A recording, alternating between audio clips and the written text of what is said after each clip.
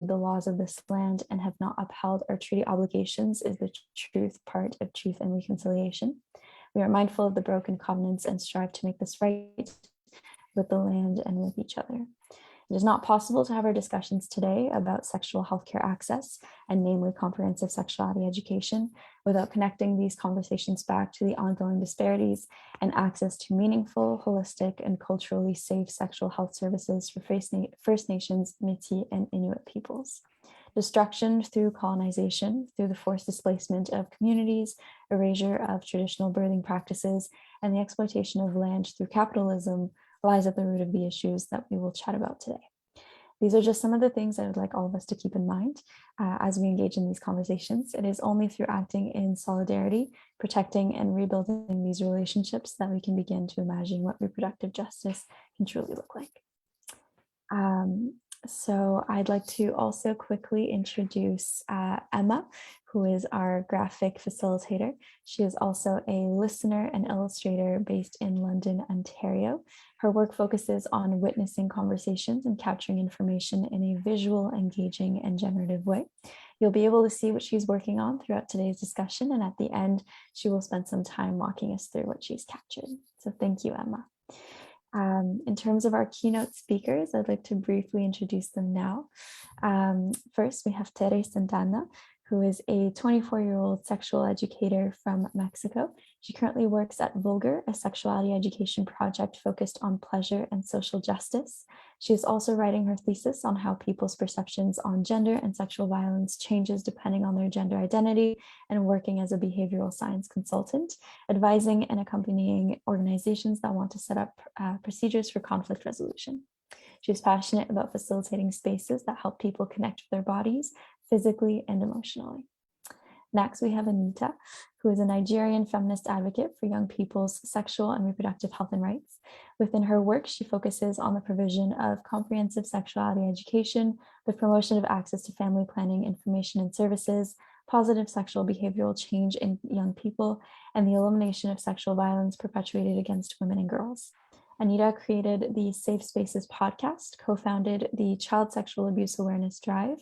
She is also a 2019 New Generation of Family Planning Leaders nominee and a 2020 YALI RLC Fellow.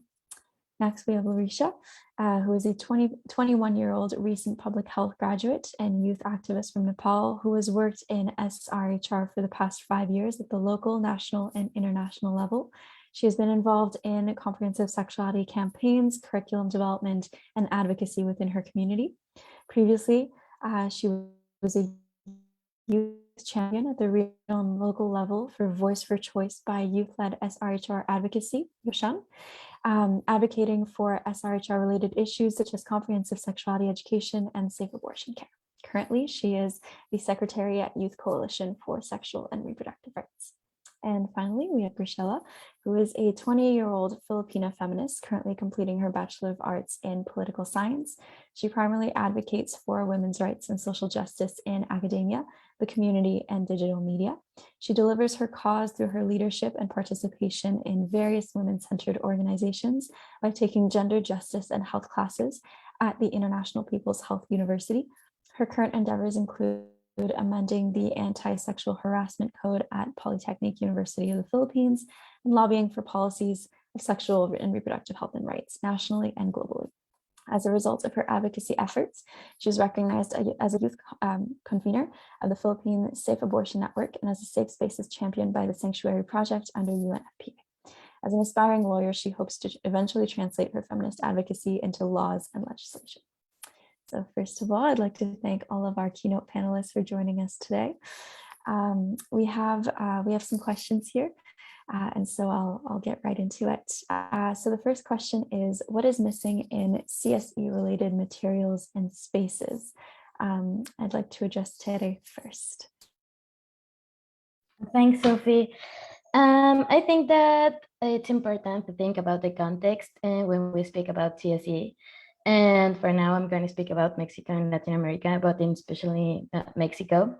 I think that in first instance, it's important to have CSE education. Like, in the schools. Like it's not something that we have in the programs, it's something that we are supposed to have, but we don't really have it. And that's important because our identity and our sex lives and everything that it's about, yeah, our identity has to be taught by the teachers in the schools. And I think that it's important to have these programs in the schools. And also, I think that it's important to think that the sexuality is a complex, that it's composed by multiple variables and not just like sexuality or reproductive health or something like that. And when in the elementary school or something like that, the teachers talk about this, they are always like, don't get pregnant and don't have sex because you are gonna die. And I think it's important to think about other things like pleasure, like, am I a woman? Am I not a woman? Am I a non-binary person? Am I don't know, everything else about yeah, sex ed, and not just like sex and kids and ITS, you know. And I think that's super important. Also, like a non-cis heterosexual vision. I think that most of the education of the sex education that we have, it's like you are a woman who fell in love with a man, in love with a man, so you are gonna have sex, right? And I think it's important to think that there are more ways to have sex or not having sex. It's important to know that not all the people have sex, right? And to know why this happened and how this happened in our bodies and all the processes. So I think that's super important, and also like pleasure. And I think that it's important to talk about desire instead of consent, because consent can depend on many things, and sometimes we don't really want to do it, but we accept it. And I think that it's important to think about both of the things, you know, desire and consent. And I think that's what I think it's missing. Thanks, Sophie. Absolutely. Thank you for that. You're so right in terms of ensuring that CSE is more than, heteronormative understandings of just procreation. Thank you for that. I'd like to pass along the question to Grishella, if you'd like to share your thoughts. Hi, thank you so much. Before anything else, I think it's necessary to lay down the fact that the Philippines only implemented CSE as a preventive measure, so to reduce teenage pregnancies, maternal mortality, and STIs. It was not because they wanted to learn more about their children's sexuality and to introduce concepts such as consent and safety. So when you wrap your head around that concept, the gaps and issues found in its execution start to make sense. Because of that bounded goal, the CSE that we have fails to take into account things like sexual rights, bodily autonomy, and genuine and diverse representation. And so when you look at what's in place, there are no talks on communicating and navigating boundaries, no modules on the different forms of intimacy, such as between or with queer partners, between or with persons with disabilities. There were no lessons on pleasure, desire, and healthy relationships, no models of how different body types look like, and no methods of translation for the visually impaired and deaf community. So because of this, the idea that people have of sex tend to be limited and frankly ableist and heteronormative. What it lacks is range and representation across ages, sexualities, and body types. So the bulk of CSE efforts that my country has is mainly sex and solution focused when it should be rights and respect based instead. Another thing, what's missing in our current curriculum is the emphasis on individual rights and self-determination. As humans were capable of desiring and deciding, very little attention is given to human agency, especially for young girls and women like us. We are constantly made to believe that sex is something that is being done to us instead of something that willingly and freely part in. Another thing is the respect and recognition of the different spectrums of gender and sexuality. As a country who has not yet even enacted the SOGI Equality Bill or the Anti-Discrimination Bill in our country, people have trouble acknowledging other types of sex and sexuality other than the stereotypical cisgender narrative. And lastly, the most substantial gap that I see in CSE is the proper alignment of priorities and scopes. When we talk about making it comprehensive, we can't help but wonder, to whom are we making it comprehensive to? Which communities, which sectors, and which countries are we targeting? I suppose that's a really huge gap that many CSE policies are still trying to bridge up to this day. So that's all for me. Thank you. Thank you so much for that. I couldn't agree more in terms of, ensuring the bodily autonomy of youth. There's nothing more important. I'd like now to pass along the question to Larisha. Thank you so much. Yeah, I agree with most of the, especially when I'm talking from the context of Nepal, where I'm residing, and also representing maybe most of the South Asian countries. I'd say that it is mostly agreed with all what just the speakers shared. But however, also what's missing from the CSE materials is that it's not really evidence-based. So there are many materials that has been published by saying it's CSE materials, but they are not actually being followed with a standard that actually is comprehensive and that actually targets about what must be the components of the CSE. So also, and there are places in rural and urban areas in Nepal, so mostly the CSE materials are available only the spaces of the urban areas, whereas it has not reached at all to the rural places where it is most needed actually. And also in terms of accessibility, the people like the marginalized communities, the local communities, and the disabled people and the gender minorities that are still existent in our own society, they also have not been able to access to the CSE, and people are only focusing on the general people, whereas these groups are a bit still not reached with the CSE materials, and they are not invited at all to obtain the CSE information as well. And also it's still the same issue of the curriculum incorporation. The government has tried to implement the CSE. They said that they will apply the CSE in the curriculums, but yet the policies have not implemented them in practical way. And also especially when they are designing the CSE materials in Nepal, the topic of SIHR itself is a stigmatized topic till now, which has not been accepted properly. So they try to make even the CSE comprehensive a bit stigmatized in this, in how we are advocating as well. And even the CSE curriculums are a bit stigmatized, and the components are with stigmas, and it's not really comprehensive if we have to see. And inclusivity is the most important thing that is lacking in terms of CSE. And even though there are the CSE components, especially the necessary elements of the CSE like the LGBT and such components, they are a bit omitted, and then the CSE is given. So that's one of the most gaps in the CSE materials that I would like to share from my perspective. So that's all from my side. Thank you. Thank you so much. I think that, so far all of these contributions have been so universally applicable, and the need to make, comprehensive sexuality education not only standardized but available to all is, again, of the utmost importance. I'd like to finish off by inviting Anita to share your thoughts.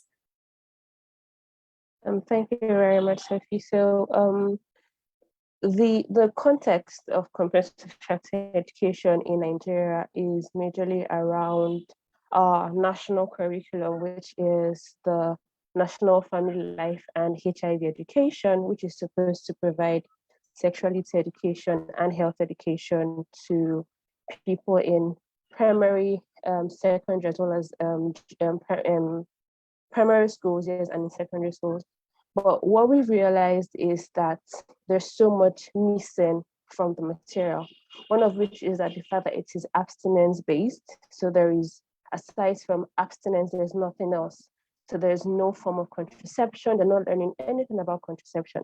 And statistics have shown, data has shown that abstinence-based sexuality education is not effective. It's not effective in regards to, unwanted pregnancies. It's generally not effective. And there's nothing about gender identities within our materials, because in Nigeria, we do not recognize the fact that there are other genders. There is male, there is female, everything else is non-existent. So we don't learn about gender identities. We don't learn about sexuality in relations to sexual rights, sexual desires, sexual diversity, sexual pleasure, even sexual consent. These things are missing from our curriculum. And one of the things that is really particular about Nigeria is that we're an ableist country. And because of that, we do not see people with disabilities as people who are sexual beings. And you hear things like when you have cases of people with disabilities who were raped or who have been sexually harassed, you hear statements like you should even be happy that someone is interested in you. You should be glad that someone even wanted to have sex with you, or which is rape, you get. And that's it. We don't have information talking about their particular needs, and we don't care about it. It's just a one-way thing. And because of that, we miss out a lot of things from our so-called comprehensive sexuality education. Thank you so much for that. I think that it makes for a great, that last contribution makes for a great transition to our next question, which is what are the challenges and barriers that you see young people face in regards to accessing comprehensive sexuality education in your community? How are marginalized groups of young people specifically affected by these issues? I'd like to first ask for Tere and then back again to Anita. Yeah, thank you. Yeah, I think that what Anita says is really important to this topic. And for instance, I think that there's not so many information articles or research about sexuality in Mexico. All that we have, it's like from the US or the north part of the globe. And it's important to give some context to the sex ed and to the sexuality. And I think that it's important to make some research. And I think that that's a big barrier for marginalized people, even every Mexican or every South American person that has access to sex ed. This is a huge barrier because we don't really relate to all the information that they are making, right? And also, like, there are so many places in Mexico that are far away from schools, hospitals, or infrastructure that cannot really have like medical attention or something like that. So there is not sex ed for those people, right? And it's important to rethink the way that we give sex ed to everyone. And also there are like some initiatives that are called Being Parental, where parents are told when their kids are gonna have like sex ed classes, and they can decide if they want to let their kids go or not attend to the school. And yeah, I think that's a big barrier that has to do something with the sex ed in Mexico. Also, that how we evaluate the sex education, we take all the adolescent pregnancy in consideration. And I think that you cannot say how the sex ed is going on in Mexico just by telling how many adolescents got pregnant, right? There are so many things again. And yeah, I think that's the big scope of the barriers in Mexico, and I think some places in Latin America too. Thank you, Tere. I'd love to invite Anita to answer the question as well. Okay, thank you. So one of, or would I say two major barriers to actually receiving comprehensive sexuality education in Nigeria, and I think for a lot of African countries as well, is our religious and cultural attitudes. Nigeria, for instance, is a very deeply, we are rooted in our religion and our cultures, our traditions. And in general, they frown on sexuality for young people. They do not see young people as sexual beings. And you're not expected to engage in sexual intercourse before you're married. You're not expected to have sexual thoughts. You're not expected to have anything related to sex and sexuality.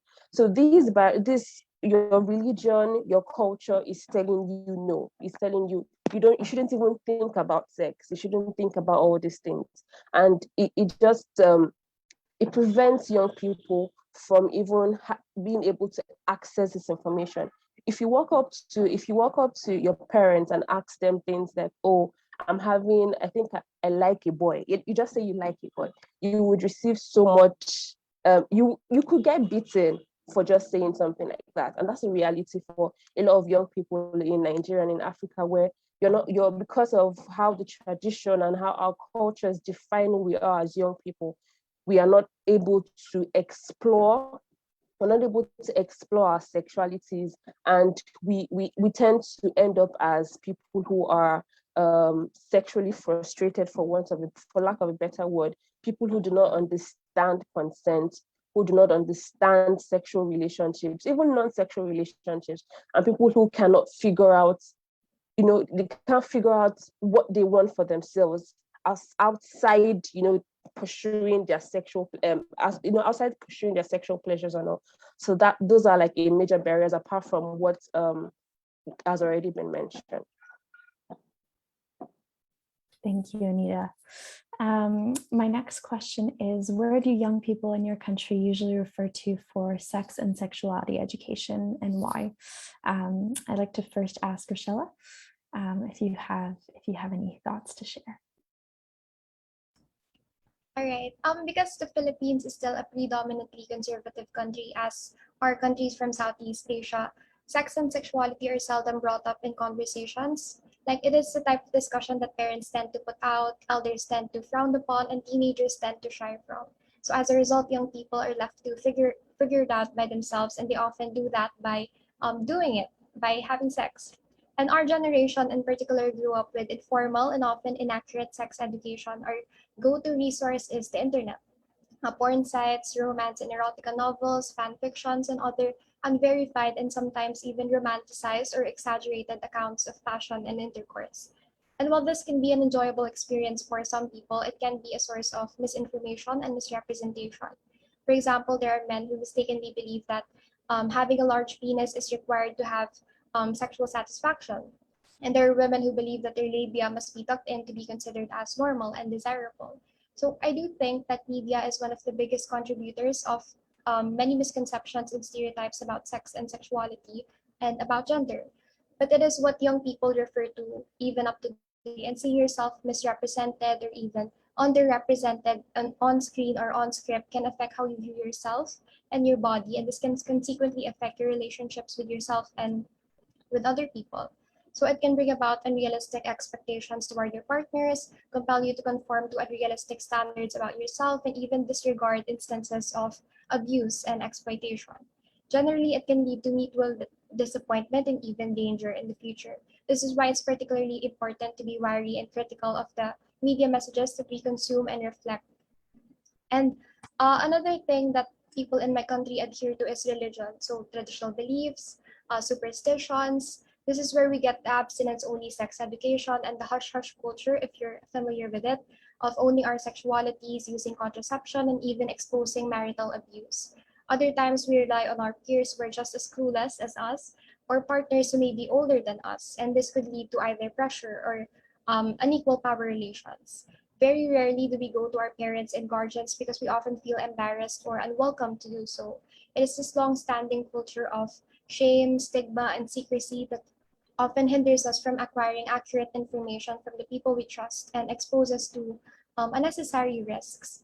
In my case, I also have heavily relied from the internet, and I unconsciously convinced myself that this is what bodies are supposed to look like, this is what pleasure is supposed to sound like, and that is what sex is supposed to be like. So in the entirety of my teenage years, I proceeded unaware of the things that are outside of that controlled set or controlled environment, and I actually believed that fantasy reflected reality. And so I was kind of ignorant of what to demand. I was unsure of my own pleasure. I was careless about my health, and it was an unnecessary risk that I and many other women in our country are continuously subjected to because of the lack of proper channels, proper resources, and proper support systems for CSE. So that's all from my end. Thank you. Thank you so much. I think that as well, the point in terms of, the confidence that one has in their understanding of themselves, their relationship with their body. You bring up, the normalization of, what a body is supposed to look like or what pleasure is supposed to look like. It brings on concerns as well for, things such as female genital cutting. And so these concerns are, again, in line with the prevention of exploitation or bodily harm. And again, your points are incredibly important. So thank you. I'd love to ask the same question to Anita, if you have thoughts that you'd like to share. Yeah, so like Graciela mentioned, for us in Nigeria, as well as in some parts of Africa, we get our sex education. We learn about sex and sexuality from our peers. We also learn from the media, and particularly with regards to learning from pornography. So we learn how sex should be from what we see in porn, and thinking that these are actually how sex is supposed to be. And so you see that there are a lot of sexually dissatisfied young people because they expect that their expectations are set from what they see in pornography, and they expect that when they engage in sexual intercourse and sexual activities, it will play out the same way. Um, one of the sources for us as African children is also our parents. Even though we receive abstinence-based sexuality education, they're more or less like some of our first sources of learning about sex and sexuality, because for the average Nigerian girl, once you begin your menstruation, one of the first conversations you would have with your parents is, if you get pregnant, you would leave my house. So you have to stay away from boys. You have to do not let boys touch you because you can get pregnant. It isn't so much detailed, but it's actually one of the first places where we receive information about sex and sexuality from. And we also have parents who actually provide, comprehensive sexuality education, parents who teach us things like bodily autonomy right from a young age, and tell you, oh, nobody is allowed to touch your breasts, nobody's allowed to touch your vulva area. If anyone does that, report to me. So our parents were sources of both abstinence-based education as well as comprehensive education over the years, as well as our peers. And I remember personally that one of the first times I learned about emergency contraception was through a peer meeting where they were talking about emergency contraception, and what it was said was it was used for abortion purposes. And that was the first thing I learned about emergency contraception. And that it took a long time, before we transitioned into the age of having the internet to cross-check information. But my peers were like one of the very formative areas for me, learning about what sex was, what types of sex there were, and things like that. So those are like the three major areas that I would say that we get information from. Thank you so much. I think that, you both made points in terms of understanding that youth are developing critical thinking skills, and such. It's especially important for youth to have access to comprehensive but evidence-based, and accurate and resources that they can depend on, for information regarding their sexual education, but in terms of their sexual well-being. So thank you both. My next question goes to Tere and Luisha. Tell us a bit about the initiatives and campaigns that you've been involved in as a response to these issues. I'll ask Tere first. Yeah, thank you, Sophie. Well, I worked for a couple of years for International Amnesty. I gave some workshops and trained future sex educators. And I think that one thing that was very good about that is that we went to different states of Mexico, so we can face different contexts and try to change all the workshops material and contextualize them, right? But I think that's a big challenge every time, and I constantly face it. And I think that trying to change the materials and rethink the workshops, it's a constant challenge. But I think that it's important to know that not all Mexican people or not all Latin American people or not every person in the world has the same context. So I think it's important to rethink the workshops every time that you give them, every time that you speak to someone else. And that's a thing that I did. Also, in Bulgaria, we are constantly working on workshops that include all of the topics that makes feel safe, like the queer community, women, and all of the minorities feel safe. And we also give workshops where we can share our tips, like how to make this accessible for disabled people or to people that, yeah, disabled people. So I think that's also very challenging, trying to make it accessible and be inclusive. Also being inclusive with the people outside of the capital. Like I live in Mexico City. Right now I'm not in Mexico City, but I live in Mexico City, and most of the sex education or the best sex education is in Mexico City. And yeah, I think that's a structural problem that it's also like from informal programs that we replicate. So we have to change that, and that's pretty hard because it has to take a lot of money and it's not easy to have that many money. So yeah, also during the pandemics we could make it like we could make workshops online, and like we were having a lot of people from other states and something like that, and that was pretty cool. But there's also people without internet connection, so I think it's important to rethink what do we have to do with that. And yeah, I think that we can have many initiatives, but at the same time, we are facing many challenges. And CSE, it's a constant challenge for the imagination and collectivization. And yeah, that's all for me. Thanks. I couldn't agree more. Thank you, Tere, for all of your work in terms of, facilitating greater accessibility for youth to access comprehensive sexuality education. I'd like to ask the same question to Luisha. Thank you.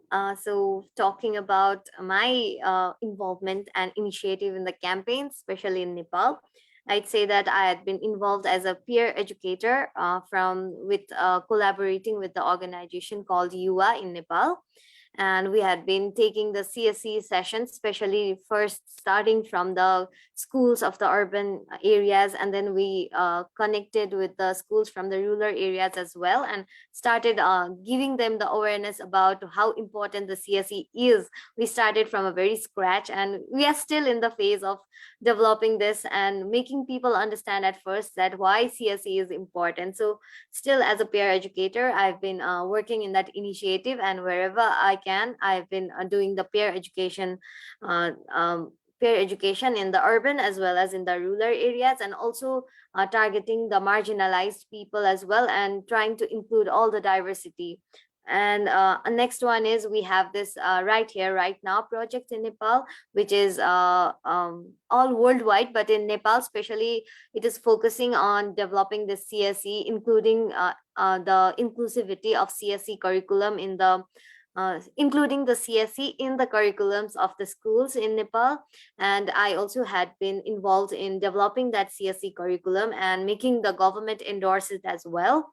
And another one is I have also started my own digital initiative called Unfolding SRHR, and that is all online, and I'm trying my best to provide the CSE materials through the online digital media, and that also in the local languages, so that the young people, especially in Nepal, can get access to the materials that are comprehensive and that are evidence based. And the next one is I have also been trying in initiating a bit of the CSE and CSE and its related topics in the indigenous communities and in the indigenous languages and in the local languages as well, translating all the components of the CSE and giving them the information in the same. So, and also I have been involved as a campaign with collaboration with the Plan International in Nepal, which is doing a campaign called Girls Get Equal. And through that campaign, I've been taking sessions to the girls, especially the young girls, in which Plan is in contact with from their areas. And we have been taking small sessions online, as well as now we target after this COVID that we'll have offline sessions as well. And we are going to the fields and then going to be taking the SIHR sessions, which will also be focusing on the different components of the CSE.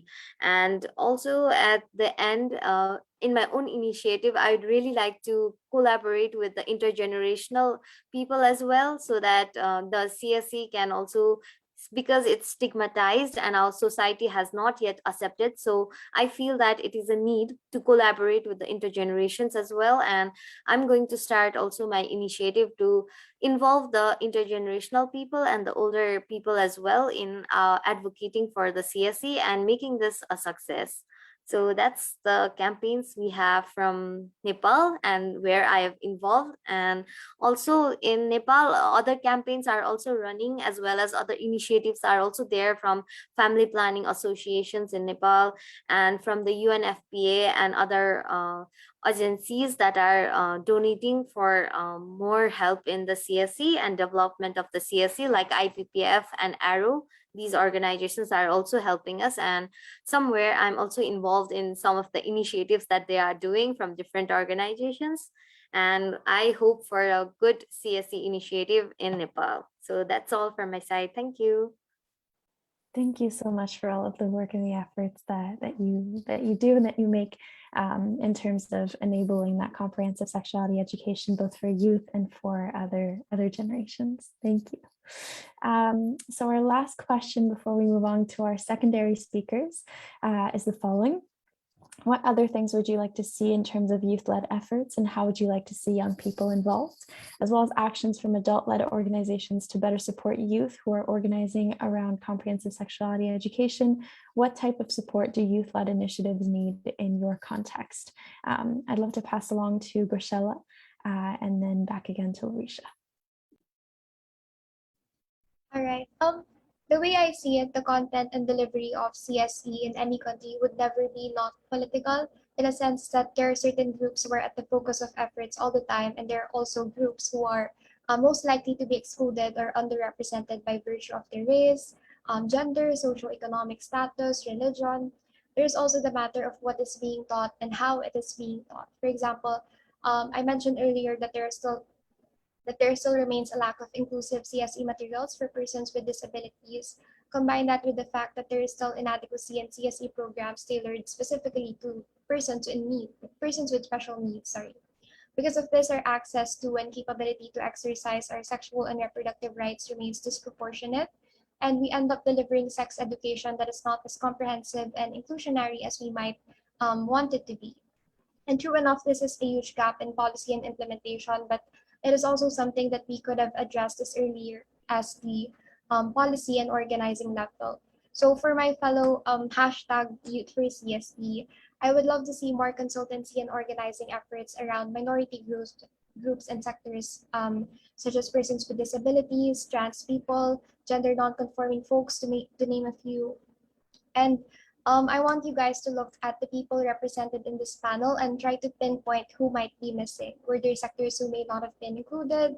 Were there ethnicities or racial groups who may not have been included? After you pinpoint the who, that's when you start to ask the why. Why weren't they there? Is it because the efforts in their group are recognized? Is it because they're not receiving support?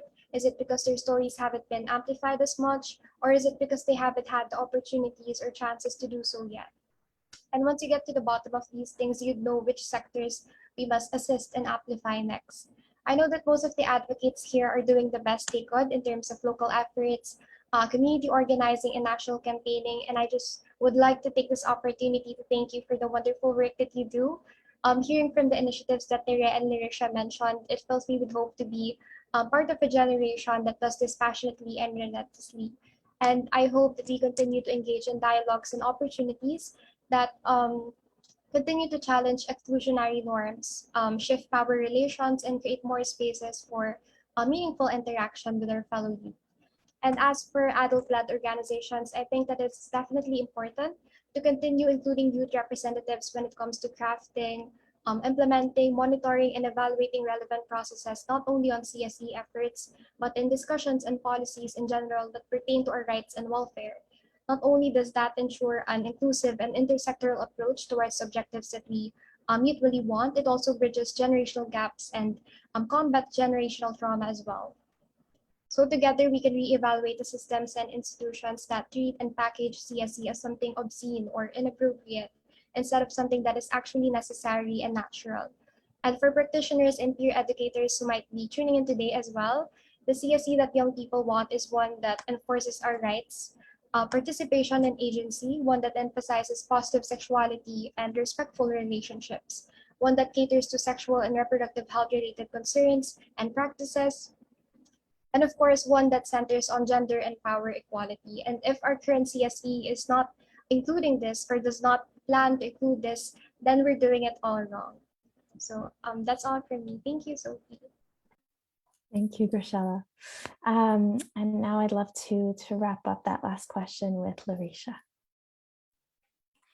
Thank you for welcoming me back once again. And I agree with all the points that Garcella just shared as well. That is also applicable in my context as well. But adding up, I'd also like to see that the young people, they themselves come forward and involve themselves and push others to make them involve as well in the advocacy and the activism as well, because I think that young people themselves are not willing to participate. So that's why it is also being hard for the advocates who are trying to give CSE to give them the information. So they themselves must, I think, make a move in order to take the information that is trying to be delivered. And they themselves must do some research and participate and get engaged as well. And especially agreeing with the point that she mentioned about inclusivity and all about including the gender minorities and marginalized group, also the indigenous group as well. I think there must be more involvement of the young people from these groups so that they can also foster all this CSE education in their own groups, in their own languages, which is different from the general people. So I think that is also important. And talking about destigmatizing, so that is a effort that everyone should do equally, I think, not just of the youths or not just the adults or just like that. We must collaborate intergeneration, youth to youth, and then do that so that it will be nice to have the CSE and well understood CSE and well accepted CSE all among all the people of all levels and at all sectors. And talking about youth-led organizations, I think they must work together, because now what the situation is in our country is there are a lot of mushrooming NGOs, INGOs that are working and the works are duplicating. So that is also not leading to much effectivity. So I think the organizations themselves, youth-led organizations especially, must work together in collaboration, and they must coordinate with each other so that the works are not duplicated and people are not confused about which one to follow or which organization and their works on CSE to accept and which not. So I think that they should lobby together as well for the government to include the CSE curriculum as well and involve the local participation. Yes, there are organizations working for the youths, but still the inclusivity is missing. So I think there should be more local and marginalized group targeted youth-led organizations as well that should work for the CSE. And talking about adult-led organizations, they must guide and support the youth-led as well, because there is very little trust in the youths and they are just taken as tokenism and their opportunities of inclusivity is very less. So I think the youth adult-led should actually support and guide these organizations of how they can take the initiative together for proper CSE implementation in the country. And also they, since the government trusts the adult-led organizations more, I think they should be the one to help us lobby with the government so that CSE can be included in the government section as well and in the CSE curriculum as well. So I guess this is out from all with agreeing to what already shared, and thank you. Thank you so much, Alicia. So now, because we had such a large amount of applicants in terms of the panelists for this event, and we couldn't bear to pick only a few, I'd love to introduce some of our secondary speakers who have some questions to follow up with. So first we have Ale, who is a 20-year-old feminist and queer activist for sexual and reproductive health and rights from Guatemala. They participate in organized youth spaces, including BRAD Femgzela, the youth advisory group of UNFPA Guatemala, Oxlajuj Noi Foundation, and Young Artists for Social Justice. Ale facilitates processes on comprehensive sexuality education to women, teachers, and youth of their community, and provides counseling on family planning and contraceptive methods to adolescents and young people. In addition, they are a preschool teacher and currently studying international relations. We have Sarah, who is a first-year gender studies master's student at Queen's University in Kingston, Ontario. She is passionate about comprehensive sex education, women's sexuality and health, reproductive health, sexual identity and sexuality in the Middle East, and sexual desire. She has been passionate about comprehensive sexuality education since she was a teenager and hopes to pursue a career in the educational field and become a sex educator. Sarah excited about sharing this passion with so many others across the globe, such as the ones present for this call. We have Saja, who is a public health graduate from Nepal and is exceedingly passionate about young people's sexual and reproductive health and rights. Her advocacy and engagement specifically focuses on comprehensive sexuality education, where she has experience providing CSE to young people as well as advocating at the policymaking level. At the regional and international level, Saja has advocated for young people's SRHR at the Asia Pacific Forum on Sustainable Development, the Asia Pacific Population Conference, and at the Nairobi Summit. And last but not least, we have Cece, who is a trans non-binary activist based in Nairobi, Kenya. They are a professional performing artist and use their skills to advocate for human rights. They are also an art therapist, educator, content creator, and concept developer, co-running the online space, The Bambis. So thank you to you all for attending today's panel. I have some questions here, and so I would love to invite Saja to first ask your question.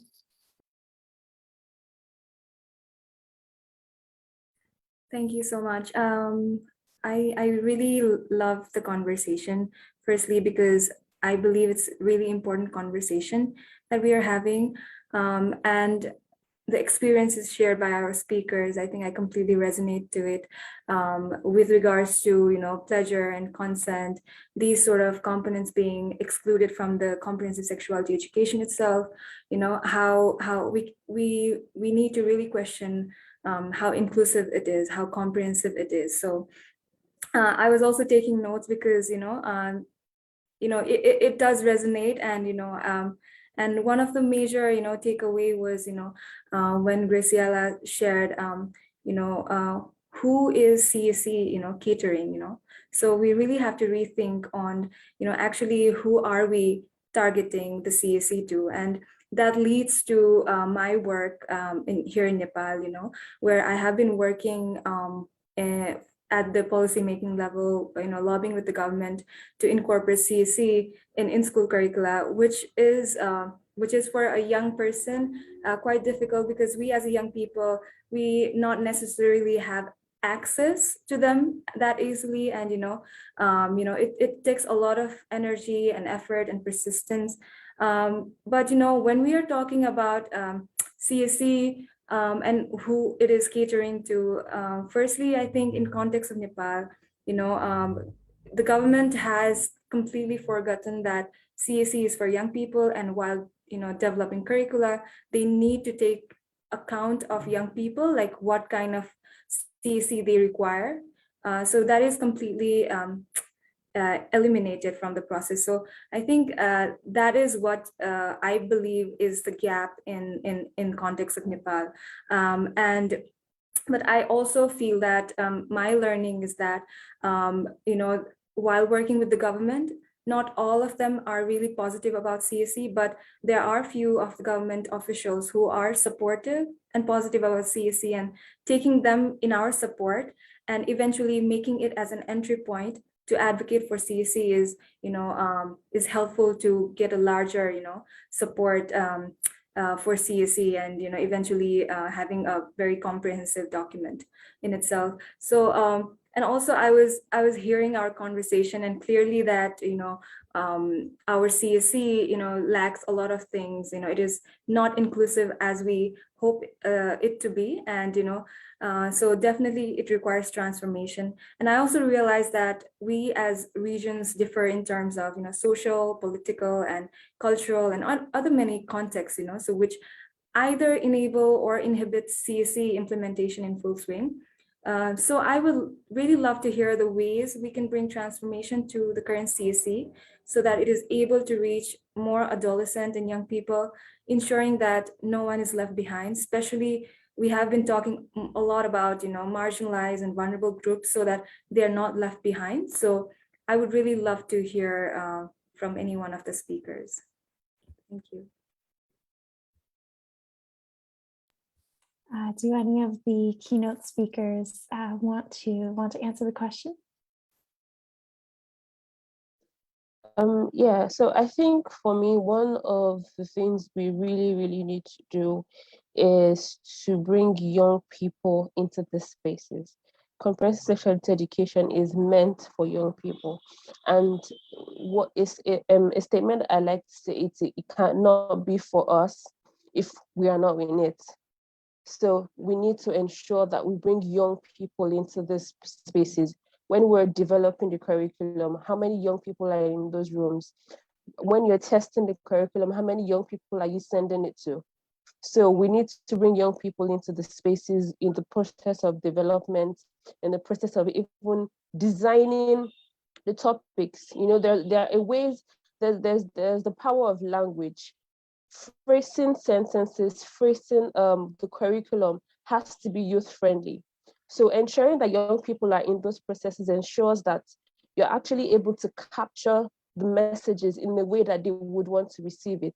So in the process of implementation, in the process of designing, even in the process of monitoring and evaluation, because one thing that is particular to Nigeria is we have a curriculum, even though it's not what we want, we have something. But when it comes to implementation, when it comes to monitoring and evaluation, you realize that a lot of states, a lot of schools are falling short.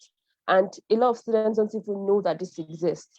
So ensuring that we involve the people who need it, who it is meant for, would go a long way in transforming both how CSC is delivered and how CSC is shaped, both in Nigeria.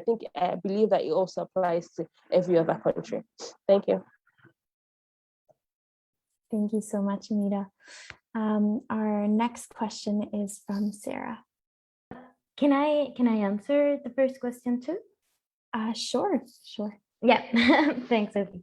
Well, I think, yeah, for my work, it has been important to assume or think that the government and the institutions are not gonna do their job as quick as we would like to.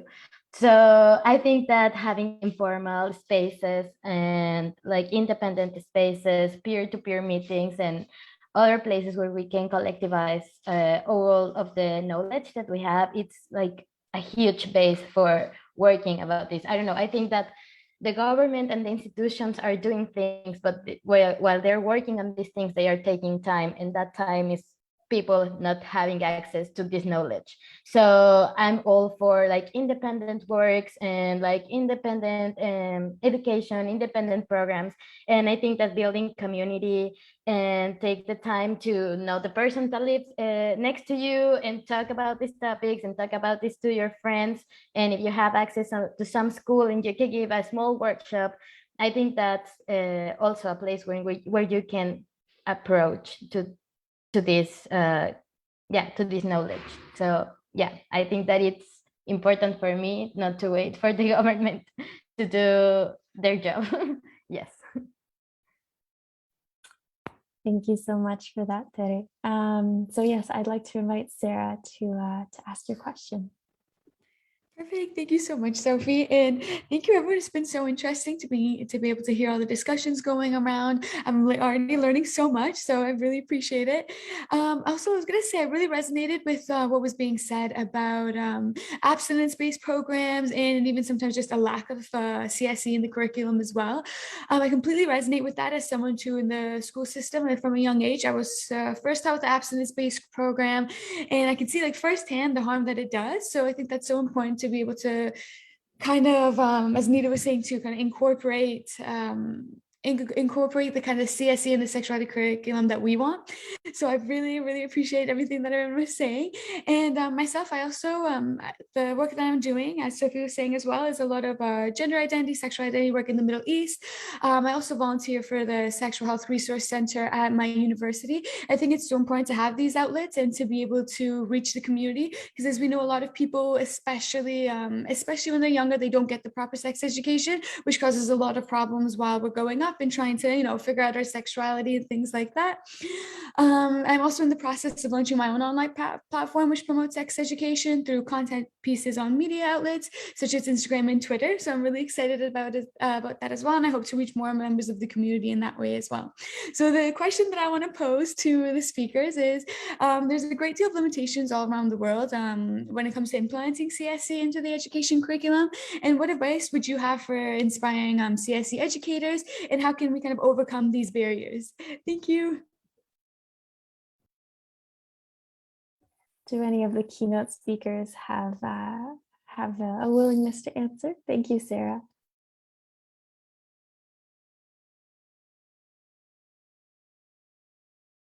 I think I can give some advice. Perfect. Go Sorry. ahead. Yeah, I think that building community, again, it's one of the most important things. So I don't know, I think that it's important to approach and like to talk to the sex educator that you know, and the teachers or researchers that work on these topics. I think that it's important to build like, I don't know, like a good network where you can connect and learn and teach and have this like exchange of knowledge and of experiences, and that can let you like build other things. And I'm again all for independent spaces. So I think you can start to organize like a small workshop in a topic that you feel like comfortable, and try to give it to your friends and try to give it to these researchers or teachers or sex educators that you know. And I think that's a good place to start. I think that building community, it's always a good place to start. So yes. Thank you so much, Terry. If none of the other speakers will have anything more to... Yes, could I contribute to that as well? absolutely. I think it's also important that we leverage on trends when we got into CSC. For instance, there is the 16 days of activism coming up, and one of the goals of providing CSC is to empower young people with the skills to be able to protect themselves and reduce their risks of experiencing sexual violence, particularly. So if you leverage on that, for instance, and within the 16 days of activism, you talk about CSC related content relating to, relating to GBV, such as sexual consent, that's a good way. So there are always certain trends. For instance, there was a time when in Nigeria where there were conversations going around about sexual consent in relationships, and I took that opportunity to host like it was just a WhatsApp platform with young people where we had like we just spoke about sexual consent for 2 days, and we explored every area that we could during the week without violence. So using the trends and keying into these conversations is a good way to kick off your conversations as a CS educator. Thank you so much, Anita. I see that Grishela has something to share as well. Hi, I would just like to quickly add, I think to become a sex educator, you also have to be very flexible and willing to learn and unlearn notions that you already know now. Because concepts like sexuality and gender, for example, they're called fluid, they're not permanent. Our parents, the past generation, did not approach sex education this way, and we also had a different approach in our generation. And there's always the possibility that the future generation might approach sex and sexuality in a completely different way, one that you might not be necessarily comfortable with, or one that you do not resonate with. So it's very important to be open to learning to what that generation wants and needs in their sex education. So that's all. Thank you. Thank you so much, Grishela.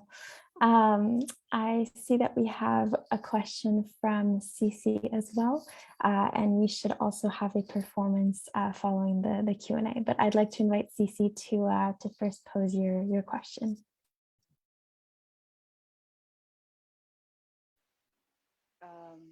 Hi, everyone.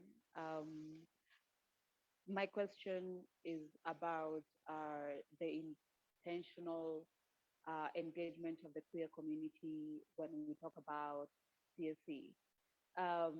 These is based on the fact that I've seen in most places when queer people are involved, at some point, if it's feminism or the women's movement or women empowerment, we get thrown under the bus. At some point, we'll get thrown under the bus. And the example that sticks out the most was just the other day. It was about CSC, and uh, the women's movement in Uganda were able to create a document that was all inclusive, that talked about more than two genders, more than two sexes. It was really inclusive and it was well researched. But when they went for the meeting, by the time they came out, the document had been diluted. And guess who were the first people out of the door? Queer people, that they denied um, the possibility or even the being of queer people on live television because they wanted the parliament to pass the bill. And meaning now the bill that they have that is about CSC that is really not comprehensive sexuality education. What they have, right? I don't know what to call it, but that's what they call it. It's really not about that because it can't be about that if it doesn't have the truth of everyone involved. And that's why, like, this is to all the panelists. How are you intentionally including queer people? And by queer people, I mean trans, non-binary, um, gay people, asexual people. How are you doing this without doing it as just, oh yeah, for me to, for this to make sense, I have to, like, how is it so intentional that all these people are involved?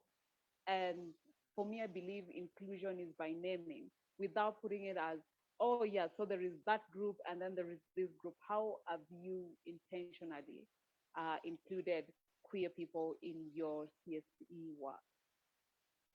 Yes, that's it. Thank you, Cece, for such a thoughtful question.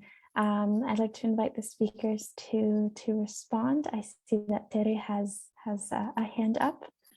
Yeah, and thank you for your question, Babu. I think it's super important. And well, yes, in Bulgaria where I work, we try to share and give the diversity of anatomies, like of bodies in general, but also like trying to include how the body changes while in transition, for example. I think that it's important not to just give like the anatomy of the man and the woman and that's all, right? I think it's important to see how our body changes when we are in transition or where we are on testosterone or something like that. And also at the same time, we always try to speak about the spectrum, like the sexual spectrum, the identity spectrum, and try to acknowledge all the diversity of the identities and that it's important to know that it's not necessary to name it if you don't feel comfortable, ask the pronouns and respect the pronouns and speak about like these tools that are like for exploring our identities, like the unicorn, where you can explore your sexual identity, your gender identity, and everything about it. I think it's important to give some tools and to give the spaces to rethink the way we think about the body and yeah, I think, and the anatomy. I think it's important to make it very clear and yeah. Absolutely. Do any of the other keynote speakers want to share their thoughts? Yeah, maybe I chime in for this one. While talking about the queer communities in our country, still the people are unknown about their existence. So for us, we are starting from the very scratch about actually involving about the queer communities in the advocacy while we are giving the CSE or while we are giving sessions on any of the SIHR topics. So it's very important that the young people at first know about the existence of the queer community along with their proper identity. So mostly most of the people think that all the queer communities are called as third gender, which is not a very appropriate term to be used for everyone. So we are trying our best to involve the queer communities themselves while we are advocating by identifying the organizations that are working for the queer communities. Like specifically, if I have to mention, there is a community called Blue Diamond Society, and we are working in collaboration, and they are also providing the queer activists as well for helping in the advocacy in collaboration with the other youth-led organization which are working for the advocacy of SIHR. So in this way, we are trying to involve our best to involve the queer communities. And one more problem that we are facing is that the queer themselves have not identified themselves. So that's why it is a bit difficult for us to involve them in our advocacy, because at first they are not willing to identify themselves, and we also cannot identify themselves without them first accepting that. So that's why that's a bit of challenge, but we are trying our best to involve the queer communities themselves so that they themselves can express and advocate for their rights, and in the proper way that we would not be, I think, able to do as much as they can themselves. So that's from our initiative, from our country and from ourselves. Thank you so much. I want to leave the floor open in case any other keynote speakers want to speak. But otherwise, I have one last question from Alice. So I would like to leave the floor to you. Thank you, Sophie, and nice to meet you all. I was listening to most of your interventions, and let me say that I feel very identified with the work you are doing. I feel part of what you are doing in your context. So thank you very much for all your effort. In my case right now, I am specifically in a CSE workshop right now with caregivers in a local shelter for children in my city. So it's something very special to be at the same time in this conversation, because we are feeling motivated and feeling all the line and all the love for this work for the CSI around the world. And basically considering this work, and also because I had the chance to work also with people with disabilities in the youth advisory group of the UNFPA in Guatemala. And one of the demands they have, for example, is to provide workshops or strategies in sign language, specifically in CSI, for example, or to have the facilities to access buildings or spaces to be part of these participation spaces on CSI. So basically, considering that the CSE is something that should be intersectional learning experience, and also that it's necessary to include the voices of different groups. I would like to ask for my colleagues, panelists, if do you have any experience working on CSE action with people with disabilities? You can provide examples or something that you may have with the government or with your local organizations.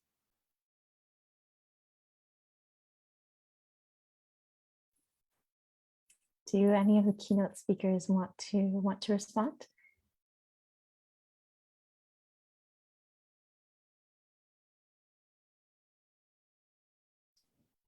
Yeah, I think I would answer for this one. Actually, Ala, thank you for that. This is something that I've been meaning to initiate for such a long time. I find that there is actually little to no representation of sexuality or intimacy with persons with disability in both local, regional, and national initiatives, whether it's for CSE or SRHR in general. And when you tap into pop culture and digital media, there are also very few characters with disabilities who go on to have meaningful roles or relationships with their fellow actors. It kind of invisibilizes them and silences their narrative. But in fact, persons with disabilities can also foster relationships, can be main characters by themselves, and be sexually active. And in response to this, my local organization has recently linked with an organization that provides FSL. FSL stands for Filipino Sign Language. We linked with them to tap into Filipino Sign Language interpreters for future campaign videos and advocacy messages. We plan to translate or deliver some of our upcoming materials using sign language to reach and include deaf, the deaf mute community in our discourses, like this conversations, for example, but with an FSL interpreter in the bottom so that they can also understand what you're saying and be able to, um, for example, sign something that they would want to tell the other speakers and the panelists. And we're also looking into workshops that can help our members learn sign language to be able to properly and personally converse with them, either digitally or physically, once the pandemic clears up in our country. And hopefully in the future, we can also translate our materials using the Braille system. The Braille system, if you're not familiar with it, it is the system that the blind and visually impaired community use to communicate and to read materials using their hands by little dots and signals. So we're hoping to tap into that as well. So that's a few of the initiatives that we're working on for persons with disabilities, for CSE for them.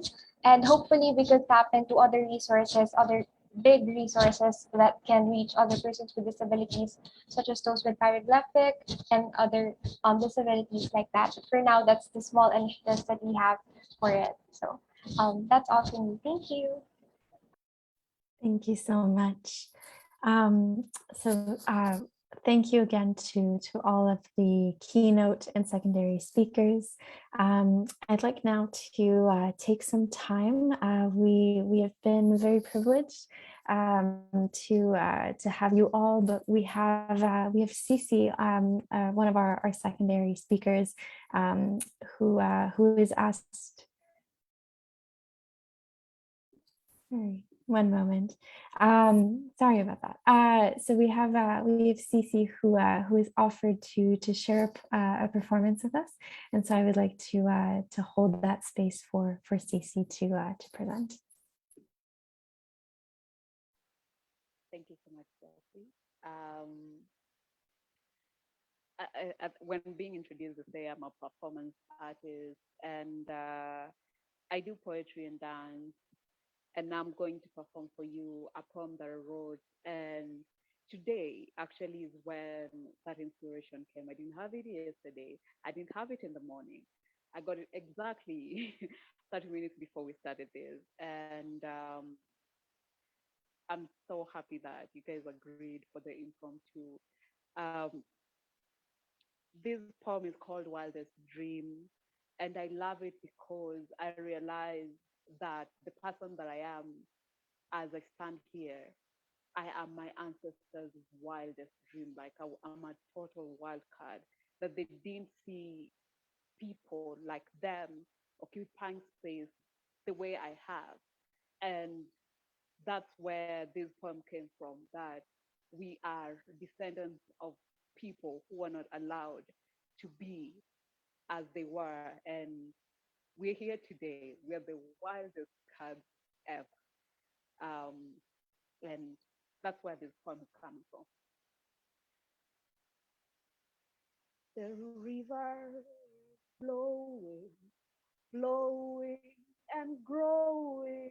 The river is flowing back to the sea. The river is flowing, flowing and growing. The river is flowing back to the sea. Mother, carry me, your child I will always be. Mother, carry me back to the sea. I am the wind, the air, water, and the very ground that hosts them true. I am a tsunami and a tornado at war. Sweeping and cleaning, I am my people's eye. Skins and bones dripping in the dreams only they saw. I am the feet of all the rain women, dancing and marching because I can. Matrix lined up as a blessing to this journey. I am my mother's brilliant soul. I am my grandmother's beautiful heart and wild spirit, the very defying moment to when they first said no and pushed back, when they refused to break their backs and left the kitchen pots, the moment they first recognized their humanity and went for it. I am the poet's pen, spitting and moving, furious and carving, building and breaking, the single belief that I own this. I am my great grandmother's wish, her silent prayer, her hushed ambitions, roaring, humming, serenading her songs, the gentle reminder of why I'm still here, the theme to my fights, how I have defied the odds, guided by her steps. I am my ancestors' war cry, refusing to be drowned by the oceans, knowing that I'm here in ways they were never allowed to. I am the underground railroads and pocket knives. I am the fight for justice, the only one who dared to walk away, the ones who broke the backs of their oppressors. I am made of women who fought back, hair locked in rebellion. I am the very defining moment in history. I'm not moving. I am the hands that molded history, the face of defiance, the lights that fought and ran. I am the light that stood tall. I am the one that broke doors to rooms that I was never allowed into, the one who shook tables that delayed my agency, the one my ancestors counted on, but you never saw coming. I am the one I've always been waiting for. Thank you. Thank you so much, Cece. We are so privileged to have had you as well as the other keynote and secondary speakers on this panel. I think that this is a beautiful way to wrap up today's panel. Thank you again. Sorry, I'm getting some messages here. So to close off, I would like to invite Emma to take us through the process of recording this panel and to show us the final work. So Emma, if you would like to come on here, I'd like to share the floor with you. Thank you so much. Thank you so much for having me in for this wonderful conversation today. I don't know if my screen looks big to other folks. I'm hoping it does. So this is what I have captured from this very dynamic and rich conversation today. And I'm gonna just zoom in and walk through it a little bit because there was so much great insight and learning that happened. So kind of starting back at the very beginning, one of the first questions that was posed was what is missing right now from sex education in people's various contexts. So one point that came up was having more content in schools, specifically talking about things like pleasure, agency, and different spectrums that gender and sexuality exist on. The question came up of to whom are we making this education comprehensive and to whom is it accessible? That the content needs to be evidence-based and that we not only need to talk about consent, but also desire and be able to weave those things together. Folks with disabilities are often missing from these conversations, and abstinence-only education leaves out so much. We talked about challenges and barriers. So some of the things that people were brought up was that a lot of the examples and content focuses on the global north, and so the context is often not relatable. That it can be a challenge for rural communities to access this content, and certain cultural and religious norms can create challenges as well with shame, heteronormativity, and that abstinence only piece again. And then we talked about where young people look for education. So some people figure it out by just diving in and doing it. Some connect with parents and peers, some turn to religion and traditions, the internet and media broadly, as well as porn, and how that can really shape people's expectations. And in terms of conversations, sometimes that can be a cause for misinformation, but also sometimes it can be a really positive way for people to share information. And it kind of just depends on who people are talking to and how that goes. We then talked about different initiatives that folks are involved in. So we talked a little bit about workshops and making those context specific, really accessible, evidence-based, the importance of peer educating, translating content into Indigenous languages, and being able to work with more intergenerational collaboration. And then in terms of what folks want to see, youth involvement was a big piece, especially in activism and advocacy, and also more inclusivity generally. So things like gender minorities more better included, having trans folks included, Indigenous peoples included in these important conversations.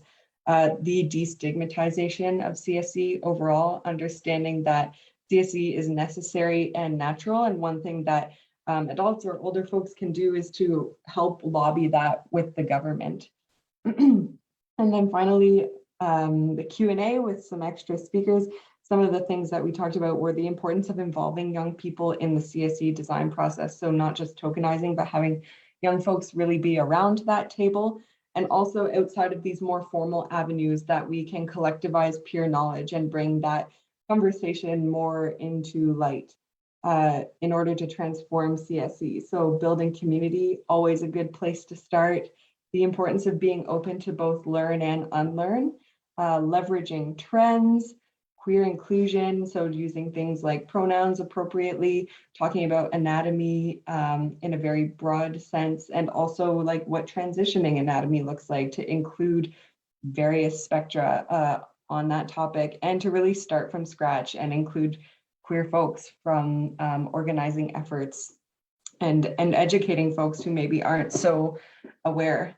And then finally, we closed with a bit of a conversation about the importance of having disability represented and folks with disabilities represented, and making things more accessible by including sign language interpretations at events or having content in Braille. And again, just that point on intersectionality and the importance of bringing in all of these different elements to comprehensive sexuality education. Thank you so much, Emma, for this beautiful illustration. It is so comprehensive of all that was discussed today, and so I really want to share our appreciation on behalf of IYAFP, as well as on behalf of the Youth Coalition. Thank you to all of our speakers, both keynote and secondary. It was a privilege to have you all here today, and it was a privilege for us to share this with our audience. So thank you all for taking the time out of your day to share all of your incredible and meaningful wisdom and experience with us. I wish you a wonderful rest of your day. Thank you again.